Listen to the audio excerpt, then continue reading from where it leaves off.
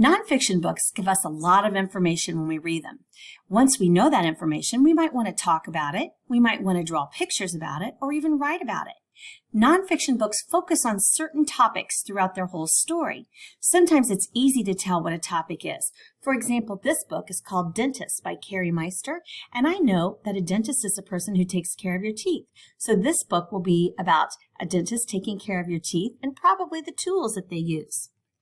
This book, Giraffes at the Zoo by Finn Moore, is another book that I think it's going to be pretty easy to tell about. It's going to be about giraffes and their habitats, or the places where they live at the zoo.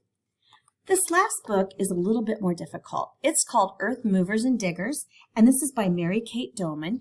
And in this book, if you don't know a lot about machines that help people work, you would probably have to read to find out a lot of information.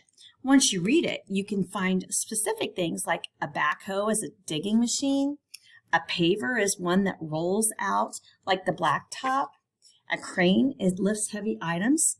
So it's important to be able to figure out what the topic of nonfiction books are so that later on you can share the information or you can draw it and you can write it.